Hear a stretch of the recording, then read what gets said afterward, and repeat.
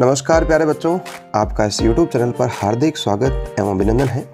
तो बच्चों, आज जो है अपन कक्षा 10 के लिए चैप्टर नंबर 6 जो है आपका त्रिभुज, इसको अपन डिस्कस करने जा रहे हैं, स्टार्ट करेंगे आज से। तो इसमें आज अपन प्रश्नावली 6.1 को भी सॉल्व करेंगे और इसको सॉल्व करने से पहले जितनी भी इसकी बेसिक जो जानकारी है उसको अपन देखेंगे कि सर्वांगसम आकृतियाँ क्या होती है, समरूप आकृतियाँ क्या होती है, उनके बारे में क्या क्या शर्तें होती हैं और उनके एग्जाम्पल, है ना। ये सारी चीज़ें समझने के बाद में अपन प्रश्नावली 6.1 करेंगे और बिल्कुल डिटेल के साथ में पढ़ेंगे, बिल्कुल बेसिक रूप से पढ़ेंगे। आपको कोई भी किसी भी प्रकार की समस्या होने वाली नहीं है। तो इस वीडियो को आप अच्छे से एंड तक देखें, इसको अच्छे से और समझें, और उसके बाद में जो प्रैक्टिस दे रखी है उसको आप प्रैक्टिस में कराऊंगा। उसके बाद आपके एक बार बुक से आप इसको प्रैक्टिस कर लेना, तो बहुत अच्छे से हो जाएगा। तो इसको शुरू करने से पहले एक छोटा सा आपसे रिक्वेस्ट रहेगी कि चैनल के ऊपर यदि आप नए हो तो चैनल को सब्सक्राइब ज़रूर करें। तो देखते हैं प्रश्नावली 6.1 को अपन पढ़ रहे हैं। सबसे पहले बच्चों, इसमें दिक्कत ये आती है बच्चों को कि इसमें छोटी छोटी चीज़ें होती है और छोटी छोटी बातों का जो कंसेप्ट बनते हैं उनका पता नहीं होता है। हो सकता है उसकी वजह से जो क्लास 9th में वो कमज़ोर रही होगी, या फिर हो सकता है उन्होंने कहा किसी से पढ़ाया नहीं होगा। इसी प्रकार जो भी समस्या हो उनका अपन अच्छे से यहाँ पर देखेंगे और अच्छे से समझेंगे। तो सबसे पहले यहाँ पर आता है बच्चों कि सर्वांगसम आकृतियाँ क्या होती है। तो बच्चों, सर्वांगसम आकृतियाँ एक शब्द है यहाँ पर सर्वांगसम, और सर्वांगसम का यदि मैं अलग अलग करूँ, इस शब्द को संधि विच्छेद करूँ, तो उसका मतलब ये होता है कि सर्व प्लस अंग प्लस सम। सर्व का मतलब हो गया बच्चों सभी, अंग का मतलब हो गया अवयव, और सम का मतलब हो गया समान। कहने का अर्थ यह है कि यदि कोई भी आकृतियां हैं और उनके सभी अवयव समान हैं, बिल्कुल समान का मतलब होता है बच्चों बिल्कुल डिटो वही उसी प्रकार की चीज़ें हो, तो उसको अपन क्या बोलेंगे, सर्वांगसम बोलेंगे। परिभाषा के तौर पर देखें अपन तो उसमें ये बोला गया है कि ऐसी दो आकृतियाँ जिनका आकार का मतलब उसका शेप, जैसे बात करूँ कि त्रिभुज और त्रिभुज, तो उन दोनों का आकार समान है। वर्ग और वर्ग, एक अलग प्रकार का वर्ग, एक दूसरे प्रकार का वर्ग, तो दोनों का शेप समान है। तथा आमाप का मतलब होता है बच्चों साइज, कि वो कितना बड़ा है। तो जो जितना बड़ा त्रिभुज है उसी के बराबर त्रिभुज की बात कर रहा हूँ, तो वो आपका उसका माप हो जाएगा। यदि दोनों समान हो तो क्या कहलाएगा, सर्वांगसम आकृतियाँ कहलाएगा। तो आपको यदि सर्वांगसम आकृतियों की बात करें, अपन 9th क्लास में जो चीज़ें हैं उसको अपन समझ चुके हैं, ठीक है। इस प्रकार के आप भी पढ़ के आए होंगे सर्वांगसम आकृतियाँ क्या होती है। फिर भी मैं यहाँ पर आपको बता रहा हूँ कि सर्वांगसम आकृतियों के लिए एक तो उसका आकार समान होना चाहिए और दूसरा उसका साइज समान होना चाहिए। उनको अपन क्या बोलेंगे, सर्वांगसम आकृतियाँ बोलेंगे। देखते हैं कुछ एग्जाम्पल इसके क्या होते हैं। तो एग्जाम्पल में मैंने लिखा है सबसे पहले कि समान त्रिज्या वाले वृत्त। यदि देखो बच्चों, कोई भी दो समान त्रिज्याओं के मैं यदि वृत्त ले लेता हूँ, 1.5 सेंटीमीटर त्रिज्या का एक वृत्त है, यहाँ पर भी 1.5 सेंटीमीटर त्रिज्या का वृत्त है, तो दोनों की त्रिज्या समान है, तो ये दोनों आपस में क्या कहलाएंगे बच्चों, सर्वांगसम आकृतियाँ कहलाएगी। दूसरा, मैं इनको पहचानने का एक सरल सा तरीका ये बताता हूँ कि यदि एक आकृति को दूसरी आकृति के ऊपर रखता हूँ और यदि दूसरी आकृति को ये पूरे तरीके से ढक देती है, या दूसरी आकृति पहली आकृति को पूरे तरीके से ढक देती है, तो वो आकृतियाँ आपस में क्या कहलाती हैं, सर्वांगसम आकृतियाँ कहलाती है। तो आपको अच्छे से समझ में आ गया होगा। एक एग्जाम्पल और लेते हैं, जैसे समान लंबाई के भुजा वाले समबाहु त्रिभुज। अपन दो त्रिभुज ले लेते हैं, समबाहु त्रिभुज लेते हैं, लेकिन दोनों की यदि भुजाएं समान हैं, सभी समान है। देखो, पहली बात तो इनका आकार समान है, दोनों त्रिभुज है। दूसरा, उनका माप समान है, ये 2 सेंटीमीटर 2 सेंटीमीटर 2 सेंटीमीटर, तो इसमें भी सभी भुजाएं कितनी हैं, 2 सेंटीमीटर। तो ये आपस में क्या कहलाएंगे बच्चों, सर्वांगसम कहलाएंगे। अगला एक और एग्जाम्पल लिया मैंने, समान भुजा वाले सभी वर्ग। कितने भी वर्ग बना दो आप, लेकिन उनकी भुजाएं यदि समान हैं तो वो आपस में क्या कहलाएंगे बच्चों, सर्वांगसम कहलाएंगे। तो आशा करता हूँ कि सर्वांगसम जो शब्द है उसके बारे में आपको बहुत अच्छे से पता चल गया होगा। अब जो अपनी 10th क्लास है उसमें आपको समझाया गया है, या जो जिस चीज़ के बारे में अपन लगातार 6.1, 6.2 और 6.3 में जो चर्चा करेंगे, वो टॉपिक रहेगा अपना समरूप आकृतियाँ, कि समरूप का मतलब क्या होता है। तो अब अपन उसी के बारे में जानेंगे कि समरूप क्या होता है। तो समरूप आकृतियों के बारे में यदि मैं बताना चाहूँगा बच्चों कि ऐसी दो आकृतियाँ जिनका आकार समान हो। आकार समान का मतलब है बच्चों उनका शेप समान हो। जैसे त्रिभुज और त्रिभुज की बात कर सकते हैं, वर्ग और वर्ग की बात कर सकते हैं, आयत और आयत की बात कर सकते हैं, समांतर चतुर्भुज और समांतर चतुर्भुज की बात कर सकते हैं। तो दोनों का आकार समान है। तथा आमाप माने साइज समान हो यह आवश्यक नहीं। इसमें अपन को केवल एक चीज़ देखनी है कि उनका आकार समान होना चाहिए, है ना। यदि उसकी साइज समान हो तो भी ठीक है, नहीं हो तो भी ठीक है, तो भी वो आपस में क्या कहलाएगी बच्चों, समरूप आकृतियाँ कहलाएगी। सर्वांग क्षमता का तो मतलब आप बच्चों सीधा इस प्रकार से समझ जाओ कि जैसे एक आप हो और आपके सामने एक मोम की मूर्ति खड़ी कर दी जाए आप ही की, है ना। बिल्कुल जितना आपका नक्शा है उतना, जितना हाथ की लंबाई है उतने उस मूर्ति की लंबाई हो, सब कुछ उसके माप का हो, तब तो वो आपस में सर्वांगक्षम हो जाएंगे। और समरूप आकृतियों में उदाहरण सबसे अच्छा ये है कि एक तो आप यहाँ पर हो, ठीक है, और आपके सामने एक फ़ोटो ले आए आप ही की, ठीक है ना। तो मैं आपसे यदि पूछूं क्या जितने आप हो, जितनी आपकी लंबाई है उतनी आपकी फ़ोटो की लंबाई है, तो अपन बोलेंगे सर नहीं है। तो लेकिन जैसा आपन दिखते हैं वैसी वैसी अपनी फ़ोटो भी दिखेगी, तो ये दोनों आपस में क्या हो जाएंगे, समरूप हो जाएंगे। बस ये बात है यहाँ पर। तो कुछ एग्जाम्पल लेते हैं, जैसे अलग अलग त्रिज्या के सभी वृत्त, अलग अलग त्रिज्या के सभी वृत्त। देखो बच्चों, पहली कंडीशन क्या होती है, इसमें शेप समान होना चाहिए। तो सभी का शेप समान है, सभी जो है वृत्त है, लेकिन ये बोला कि आमाप साइज समान हो यह आवश्यक नहीं है। इसके साइज अलग है, इसके साइज अलग है, इसके साइज अलग है, सबके साइज अपने आप में अलग है, लेकिन इनका आकार समान होने के कारण ये सारी क्या कहलाएगी बच्चों, समरूप आकृतियाँ कहलाएगी। एक छोटे से आपकी एग्ज़ाम है उसमें हो सकता है एक छोटे छोटे 2 क्वेश्चन दे दे और खाली जगह दे दे और बोलेंगे इस प्रकार से कि अलग अलग त्रिज्या के सभी वृत्त आपस में खाली जगह होते हैं, तो अपन क्या बोलेंगे वहाँ पर, समरूप होते हैं। और यदि ऐसे बोल दिया कि सभी समान त्रिज्या के सभी वृत्त, समान त्रिज्या के सभी वृत्त, तो वो आपस में क्या हो जाएंगे, सर्वांगक्षम हो जाएंगे, ठीक है ना। तो ये पहला एग्जाम्पल ले लिया अपन ने कि अलग अलग त्रिज्या के सभी वृत्त आपस में क्या हो जाएंगे बच्चों, समरूप हो जाएंगे। अब देखते हैं कुछ और भी एग्जाम्पल। तो एक और एग्जाम्पल के तौर पर लेते हैं कि अलग अलग माप वाली भुजा के सभी जो त्रिभुज हैं वो भी आपस में क्या हो जाएंगे बच्चों, समरूप हो जाएंगे। क्योंकि यहाँ पर पहली बात, यहाँ पर ये शर्त पूरी हो रही है कि सबका आकार समान है, सबकी शेप समान है, ये भी त्रिभुज है, ये भी त्रिभुज है, ये भी त्रिभुज है, लेकिन सबका माप अलग अलग है, तो ये आपस में क्या हो जाएंगे बच्चों, समरूप हो जाएंगे। इसी प्रकार एग्जाम्पल और लेते हैं कि सभी वर्ग जो है परस्पर वो भी क्या होते हैं बच्चों, समरूप होते हैं। क्योंकि यहाँ पर भुजाएं सबकी अलग अलग हैं, लेकिन सबका जो आकार है, वर्ग है, स्क्वायर है, वो सब समान है। ये भी स्क्वायर हो जाएगा, ये भी स्क्वायर हो जाएगा, ये भी स्क्वायर हो जाएगा। तो इस प्रकार से एग्जाम्पल के तौर पर अपन ने समझा कि सर्वांगक्षम क्या होता है और समरूप क्या होता है, ठीक है ना। अब एक नोट जो है वो सबसे इम्पोर्टेंट ये है कि यदि मैं आपसे ये बोलूँ कि एक, मान लो ये मैंने त्रिभुज बनाया और ये समबाहु त्रिभुज है, सभी भुजाएं 3 सेंटीमीटर है, ये भी 3 सेंटीमीटर, ये भी 3 सेंटीमीटर और ये भी 3 सेंटीमीटर, और फिर से मैंने एक समबाहु त्रिभुज बनाया, उसकी भुजा भी समान है, ठीक है ना। तो आप बोलोगे सर इसकी सारी भुजाएं समान है, इसकी सारी भुजाएं समान है, तो ये दोनों तो आपस में सर्वांगक्षम होने चाहिए। तो मैं बोलूँगा बिल्कुल सर्वांगक्षम तो है ही है।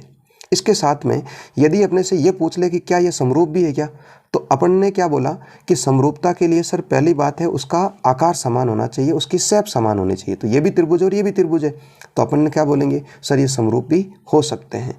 तो बस उसी के ऊपर एक नोट लगाना है आपको, और नोट वो ये है कि सभी सर्वांगक्षम आकृतियाँ जो है वो समरूप हो सकती है, लेकिन सभी समरूप आकृतियाँ सर्वांगक्षम हो यह आवश्यक नहीं है। जिस प्रकार से ये दोनों सर्वांगक्षम हैं तो ये समरूप हो गई, लेकिन यदि मैं इस प्रकार से बता दूं कि ये एक त्रिभुज है और एक छोटा सा त्रिभुज है, तो क्या ये दोनों आपके समरूप तो हैं, क्या ये दोनों सर्वांगक्षम हो सकते हैं क्या?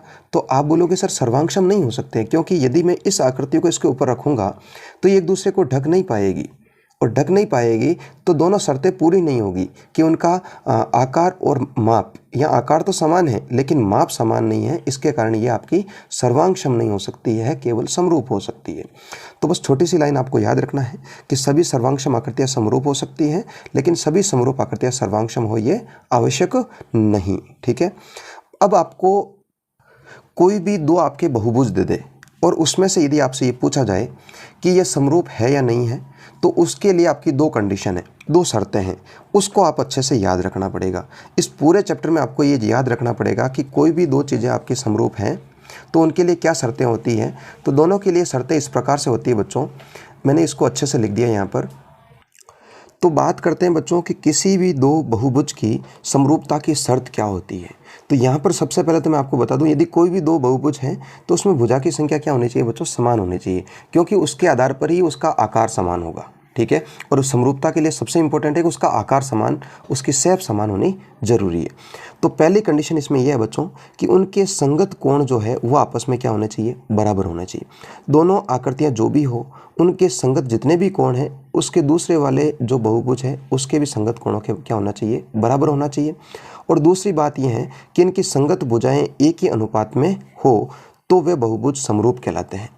तो यदि देखो बच्चों दो कंडीशन है, एक तो आपका संगत कोण जो है वो आपस में बराबर होने चाहिए, और दूसरी कंडीशन ये है कि उनकी संगत भुजाएं जो है वो आपके समान अनुपात में होने चाहिए। माने यदि उनका अनुपात निकाल दिया जाए तो वो आपस में कैसा होना चाहिए, समान होना चाहिए। तो ये दोनों कंडीशनें आपको याद रखनी है किसी भी बहुभुज की समरूपता की शर्त के लिए। और बच्चों यदि वो समरूपता है तो ये दोनों कंडीशन होना आवश्यक है। यदि एक कंडीशन का पालन कर रही है दूसरी का नहीं कर रही है तो वो आपस में समरूप नहीं होंगे। एक एग्जाम्पल के तौर पर लेते हैं और आपको समझाता हूँ कि ये दोनों कंडीशन क्या बोल रही है।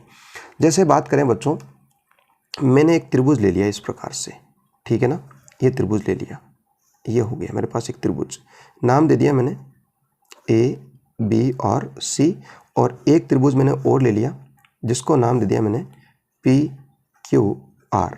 तो इसको पहली शर्त के अनुसार बच्चों इन्होंने बोला कि इसके संगत कोण बराबर होने चाहिए। संगत कोण का मतलब है बच्चों जैसे कोण ए जो है वो आपका कोण पी के बराबर हो जाए, कोण बी जो है वो आपका कोण क्यू के बराबर हो जाए, कोण बी जो है कोण क्यू के बराबर हो जाए। तीसरी बात, जो कोण सी है वो आपके कोण आर के बराबर हो जाए। इस प्रकार से ये जो आपके संगत कोण हैं वो आपस में कैसे होने चाहिए, बराबर होने चाहिए, पहली शर्त के अनुसार। दूसरी शर्त के अनुसार यह है बच्चों कि इनकी संगत भुजाएं जो है वो एक ही अनुपात में होनी चाहिए। माने अनुपात क्या होना चाहिए, समान होना चाहिए। तो बात करें जैसे इसमें ए बी है ये वाला, तो इसकी भुजा पी क्यू ले लो, इनका अनुपात। इसी प्रकार से इसका बी सी है तो उसका मान लो अपन ले लिया क्यू आर ले लिया, ठीक है ना। और इसी प्रकार इसका ए सी है तो इसका मैंने क्या ले लिया, पी आर ले लिया। तो यदि ये तीनों का अनुपात आपका समान आ जाए, है ना, तो उसको अपन क्या बोलेंगे, समरूप बोलेंगे। बाकी जो आपकी प्रश्नावली 6.2 है उसमें अपन डिटेल से समझेंगे कि समरूपता की कंडीशन क्या होती है। त्रिभुजों की समरूपता में अपन विस्तार से समझेंगे कि किस प्रकार से दो त्रिभुज समरूप होते हैं। तो बस अभी आपके लिए दो कंडीशन याद रखनी है, संगत कोण बराबर होना चाहिए और संगत भुजाओं का अनुपात बराबर होना चाहिए। तो आइए चलिए अपन जो प्रश्नावली 6.1 है उसको अपन सॉल्व करते हैं। बिल्कुल छोटी सी प्रश्नावली है और अच्छे से समझ में आ जाएगी आपको, क्योंकि थ्योरी जो है अपन ने बहुत अच्छे से समझ ली है। देखते हैं आपकी प्रश्नावली 6.1 आपकी क्या बोल रही है। प्रश्नावली 6.1 में पहला जो क्वेश्चन है वो ये दे रखा है कि कोष्टकों में दिए गए शब्दों में से सही शब्दों का प्रयोग करते हुए रिक्त स्थान को अपन को भरना है, ठीक है ना। तो चलते हैं पहला क्वेश्चन पर। इसमें लिखा हुआ बच्चों कि सभी वृत्त जो है वो खाली जगह होते हैं। तो बच्चों यहाँ पर इसने ये बोला कि सभी वृत्त जो है वो कैसे होंगे, सर्वांगसम होंगे या समरूप होंगे। तो आपको मैंने अभी बताया था कि सभी वृत्त का तो मतलब ये हो गया कि जिसकी त्रिज्याएं अलग अलग हो। एक मैंने ये वृत्त बना दिया, एक ये वृत्त बना दिया, एक ये वृत्त बना दिया। तो यहाँ पर देखने पर ये पता चल रहा है कि इनकी सबकी जो त्रिज्याएं हैं वो आपस में क्या है, अलग अलग है। जब त्रिज्याएं अलग अलग है और आपकी जो शेप है जिसको अपन आकार बोलते हैं वो सभी समान है, क्योंकि सभी आपके क्या हैं, वृत्त हैं। तो ये आपस में क्या हो जाएंगे बच्चों, समरूप हो जाएंगे। तो अपनी जो खाली जगह पहली है उसमें क्या आ जाएगा, समरूप आ जाएगा, जिसको अपन इंग्लिश में सिमिलरिटी बोलते हैं, ठीक है ना। अगला आपका क्वेश्चन बोल रहा है कि सभी जो वर्ग है वो आपस में कैसे होंगे। तो बात करें वर्ग की बच्चों, तो वर्ग में भी मैंने आपको बोला था, अभी एक एग्जाम्पल दिया था, जब वर्ग की बात कर रहा है और सभी वर्ग की बात कर रहा है तो जिसमें छोटा वर्ग भी आ जाएगा, बड़े वर्ग भी आ जाएंगे, है ना। तो सब प्रकार के वर्ग जो है यदि आपस में बात करें तो वो आपस में कैसे हो जाएंगे बच्चों, समरूप हो जाएंगे। ये भी आपस में क्या होंगे, समरूप होंगे, क्योंकि सभी भुजाओं का जो अलग अलग वर्ग है उनमें भुजाओं का माप अलग अलग है। शेप तो समान है, शेप समान है, उनका आकार तो क्या है, समान है, आकार समान है, लेकिन उनका जो माप है, बात करें साइज की, साइज सबकी क्या है, अलग अलग है। यदि इस प्रकार से हो तब अपन उसको क्या बोलेंगे, समरूप बोलेंगे। बात करें अगला, तो इसमें यह बोला गया है कि सभी खाली जगह त्रिभुज समरूप होते हैं। देखो बच्चों, सभी खाली जगह त्रिभुज समरूप होते हैं, तो समरूप में वो होंगे जिनमें आपके त्रिभुज हो, समान हो। तो अपन उसमें क्या बोलेंगे, एक तो समद्विबाहु होता है, तो समद्विबाहु में बच्चों दो भुजाएं बराबर होती है, इसमें क्या होती है, तीनों भुजाएं बराबर होती है। और अलग अलग बात कर रहा है, सभी संभव त्रिभुज की बात कर रहा है, तब अपना आंसर क्या हो जाएगा, समबाहु त्रिभुज हो जाएगा।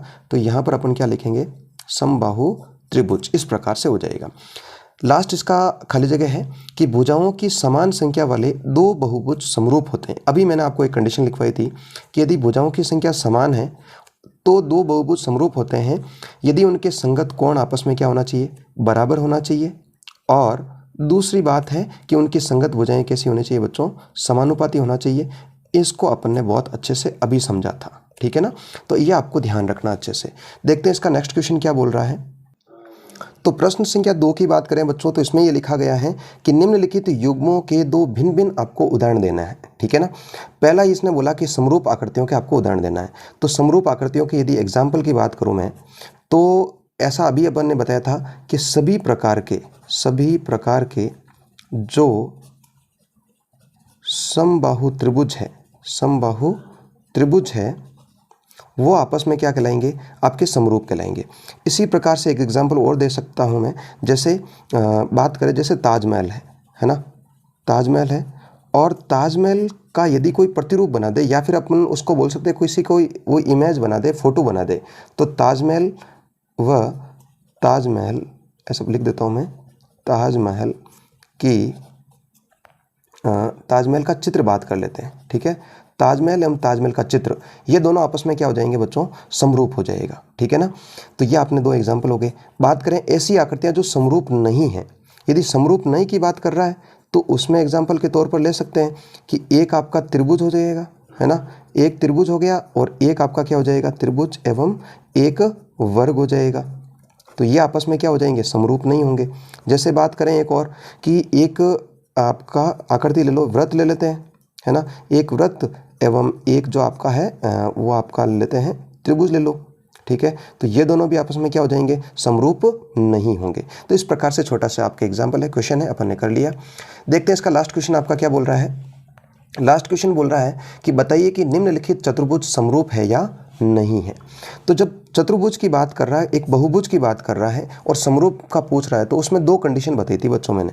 पहली कंडीशन ये बताई थी कि उसके जो संगत कोण हैं वो आपके कैसे होने चाहिए, बराबर होने चाहिए। संगत कोण कैसे होना चाहिए, बराबर होना चाहिए। लेकिन जो अपन यहाँ पर देख रहे हैं इसमें तो आपके सारे संगत कोण देखो 90 डिग्री है ना, ये भी 90 डिग्री, ये भी 90 डिग्री और ये भी 90 डिग्री और ये भी आपका 90 डिग्री। लेकिन बात करें यहाँ पर तो यहाँ पर कोई भी कोण 90 डिग्री नहीं है। तो बच्चों इसकी पहली कंडीशन ही यहाँ पर क्या हो गई, फेल हो गई, है ना। अपन यहाँ पर लिखेंगे संगत कोण बराबर होना चाहिए, लेकिन यहाँ पर लिखेंगे यहाँ पर इनके संगत कोण बराबर नहीं है, यहाँ इनके संगत कोण बराबर नहीं है। अब जब संगत कोण बराबर नहीं है तो मैंने आपको बोला था कि दोनों कंडीशनों में से एक कंडीशन ही आपकी यदि फेल हो गई है तो वो आपका समरूप नहीं होगा। वैसे दूसरी कंडीशन की बात कर लें, इसमें संगत भुजाओं का अनुपात निकालना था, संगत भुजा का अनुपात।